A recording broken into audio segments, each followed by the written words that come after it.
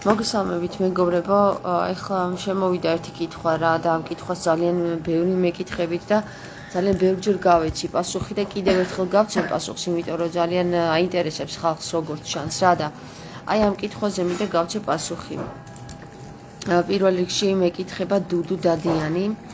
თამარ თუ შეიძლება ამ ტექსტის განმარტება რომ გაგვიკეთო ძველი აღთქმა დაბადება თავი მე-6 თქვა უფალმა ღმერთმა არ დარჩება ჩემი სული ადამიანში საუკუნოდ, რადგან ხორცია იგი, ოღონდ იყოს მისი ხანი 120 წელი. რა აზრიდებს ამაში განგვიმარტე? და დუდუ დადიანს განვიმარტე, როგორც ნათქვამია ისე 120 წელი გაძლევს სულის სხეულში. შემდეგ განეშორება მას და კვლავ აიღებს დედის მუცლიდან ხორცს, დაიბადება თუ მოინდომებს. აი ეს გავეცი მე ამაზე პასუხი რა და მე მიწერს რომ სად წერია ეგო და რა და სად წერია მეგობრებო და ესე იგი დედის მუცლიდან რომ იღებს ხორცს სად წერია და წაიკითხეთ მათეს სახარება მე-17 თავი თუ არ ვწდები. ესე იგი მე-17 თავის მე-10 მუხლიდან დაწყებული ბოლომდე ან პირიქით მე-10 თავის მე-17 მუხლიდან თუ არ ვწდები, ანუ ეს 10 და 17 მერე ვახome. წაიკითხეთ, სადაც საუბრობს ქრისტე. ბავშვები ერთი წოდით, სადაც საუბრობს ქრისტე ასეთ რაღაცას.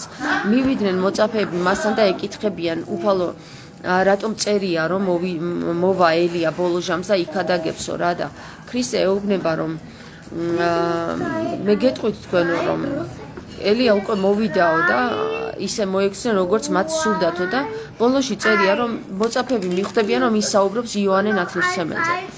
ესე იგი იოანე ნათლისმცემელს აქ უკვე თავი მოჭრილი აქვს და ჩვენ ვიცით რომ ელიას თავს მოაჭრიან ბოლო ჟამს და მოწაფეები თვითონ ხვდებიან რომ როდესაც ისინი ელიაზე ეკითხებიან უფალი ეუბნება რომ ის უკვე მოსულია და თავს ისე მოექცნენ როგორც მათ სურდათ, როგორც კაცობრიობას სურდათ და მოწაფეები ხვდებიან რომ ის საუბრობს ელიაზე.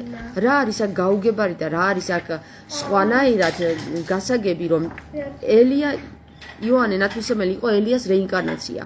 გარდა ამისა, კიდევ წერია იოანეს სახარებაში მუხლი და თავი აღარ მახსოვს, მაგრამ იქ წერია ასეთი რამ, რომ არავინ აღდგარა დედის მუცლიდან, ისე როგორც იოანე ნათლისმცემელზე საუბრობს მერე ამას. და თუ კი მათეს სახარებაში იოანე ნათლისმცემელი არის ელია, ესე იგი არავინ აღმდგარა დედის მუცლიდან, ისე როგორც იოანე ნათლისმცემელი გამოდის რომ ისე როგორც ელია, ხო? თუ იოანე არის ელია, თუ იოანეზე საუბრობს ქრისტე მათეს სახარებაში, რომ ის მოვიდა უკვე, ელია უკვე მოვიდა და ის არის იოანე ნათლისმცემელი და კიდევ ამასთან დამატებით წერია რომ იოანეს სახარებაში რომ არავინ აღდგარა დედის მუცლიდან. ესე იგი გამოდის რომ დედის მუცლიდან იღებს რეინკარნაციის დროს ადამიანი ხორცს, სული ხორცს, ხო? სული ხორცს. როგორც აი აქ წერია რომ 120 წელი დავრჩები მხოლოდ ადამიანის სულშიო, ხო? 120 წელი დავრჩები მხოლოდ ადამიანის სულში. თქვა უფალმა ღმერთმა არ დარჩება ჩემი სული ადამიანში საუკუნოდ, რადგან ხორცია იგი. ოღონდ მისი ხანი 120 წელი, იყოს მისი ხანი 120 წელი. ანუ გასარგებია, ხო? ღმერთის სული ადამიანში რჩება 120 წელი, როგორც ძველ აღთქმაში წერია და ახალ აღთქმაში წერია ეს რეინკარნაცია, ხალხო პირდაპირ არ გიწერიათ ეს სიტყვა, მაგრამ აზრობრივად გიწერიათ რომ ელია იყო იოანე ნათლისმცემელი. იოანე ნათლისმცემელი არის ელია, ამბობს ქრისტე. ქრისტე ამბობს თავის პირით, გესმით? და ამას რა უნდა ერქვა, სხვა თუ არა რეინკარნაცია, ახლა გამაგიჟებთ თქვენ რა. პატარა ბავშვები ხო არა ხართ, რომ შინაარსის გამოტანა არ შეგეძლოთ ნაწერიდან, ხო? წაიკითხეთ იოანეს სახარება, ვინ არის იოანე ნათლისმცემელი? საიდან აღდგა იოანე ნათლისმცემელი? დედის მუცლიდან აღდგა, ხო? იოანე ნათლისმცემელი არის ელია, წერია მათეს სახარებაში.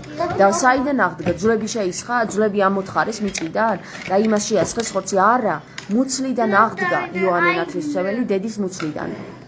ელია აღდგა დედის მუცლიდან და მას დაერქვა იოანე ნათლისმცემელი. გესმით თქვენ ეს თუ არ გესმით?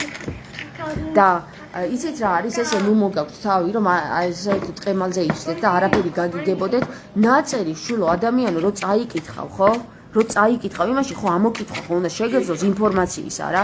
მარტო ის ხო არ დაგიწერს ქრისტე ისე რომ აი რეინკარნაცია ქვია, ამას და ამას, ეს და ეს რომ მოხდება, ესე და ეს ფორმულებით არ ლაპარაკობს ქრისტე. ქრისტე საუბრობს იგავებით.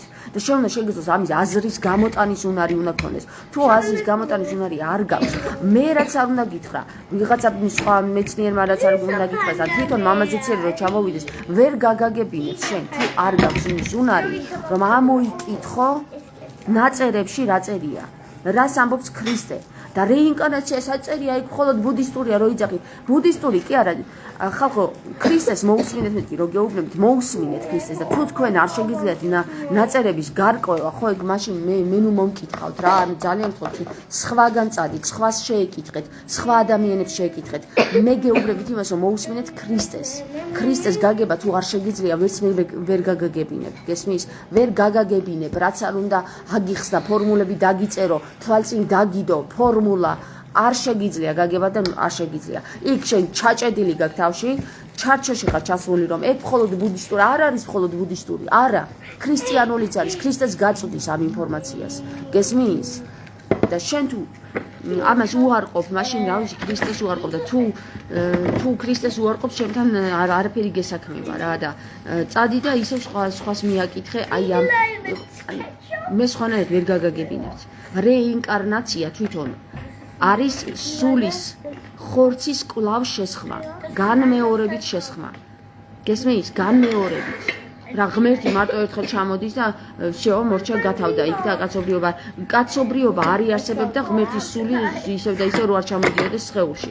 და ისევ ერთ წელზე დავდივართ და მეორდება ერთი და იგივე ფორმულაში ვზივართ უკვე მილიარდობით წელი. ქრისტე მოვიდა და გაარღვია ეს ჩარჩო, გაარღვია ეს მატრიცა და გითხრათ ხალხო თქვენ ხართ ღმერთები, თქვენ თვითონ ხართ ღმერთები, განა ეს არ იცით თქვენ ჩურჩუტებო? ხო და გაიგეთ რა, მათე სახარება წაიკითხეთ, მეათე თავის მე-17 მუხლი. წაიკითხეთ იოანეს სახარება მთლიანად და ამოიკითხეთ ის საწერია რომ იოანე დედის მუცლიდან ისხავს ხორცს. ხორცს შესხმა ხდება დედის მუცლიდან და არა სადღაც ტალახებით მოზელილი იმიდან, რა ქვია, ტალახიდან, თიხიდან, გესმის? დედის მუცლიდან. გესმით? თუ არ გესმით?